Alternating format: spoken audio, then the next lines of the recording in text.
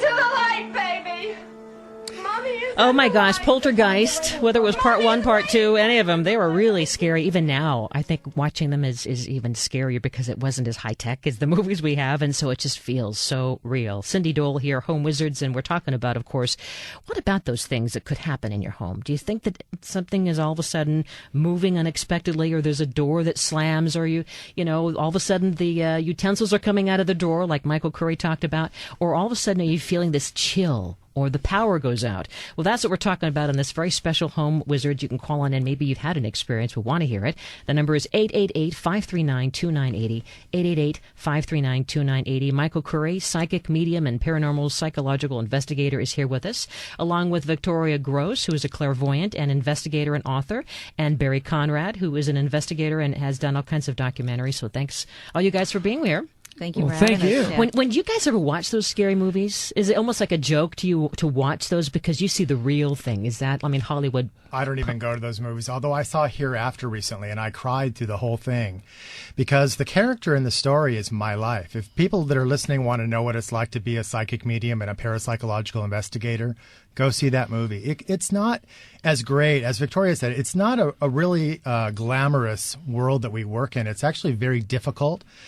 For me, when I go to restaurants and stuff, people always come up to me. They want to know what their aura is. They want to know if I can connect them to some of their deceased, relatives and things. And it's very difficult to live a normal life and do this work. Do you guys find that too?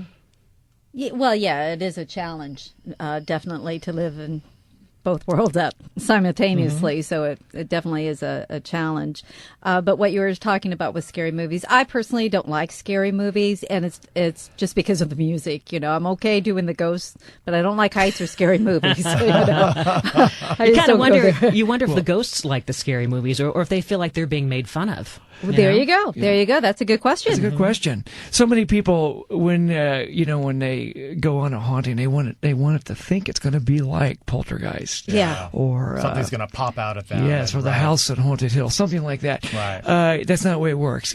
I always say, always expect the unexpected, but things will happen when you least expect them in a case.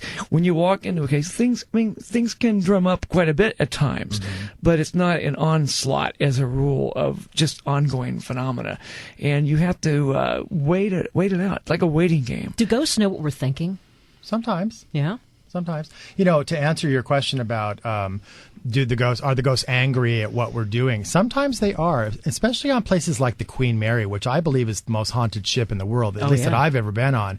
And when they do their phony baloney ghost tours and stuff, they don't need to do that. That ship is so incredibly active all the time. And they twist the stories around, and they just really, to me, it embarrasses me for the families of the spirits of people who have died there. Well, let's bring in a couple more guests who basically are not afraid of ghosts at all because they are the real-life Ghostbusters. Oh, okay. Well, anyway, let's talk to the real-life Ghostbusters because they don't need any more introduction.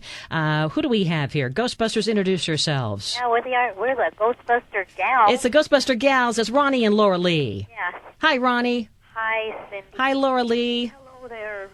So when you see these movies, you're not afraid of ghosts, period. Oh, wait a minute. You are? I kind of agree with the rest of your panel there. I don't go see scary movies. I can Ghostbust. I can go anywhere in any haunted house in real life, but I won't go see those movies. Well, I see them, and I laugh at most of them. I feel like the rest of your guests do, that it's so phony and twisted. Yeah. And I always wonder, why do people like that stuff? Why do they like things that pop out at them and go, blah, It just, maybe that's part of the because fun. It makes your heart stop, and I it's guess, kind of like yeah. a high. But in ghost investigations, that rarely happens. Well, when we come back, we have more fun to talk about, and we're going to get into the bizarre but true tales of the Ghostbuster Gals, who have written a do-it-yourself ghost-busting guide. And who do you call if you're living suddenly in a haunted home? And those of you who've called in, we're going to find out about your personal experiences. You can call in at 888-KFWB-980. This is a very special edition of Home Wizards on the eve of Halloween. Cindy Dole here, and the fun continues after this.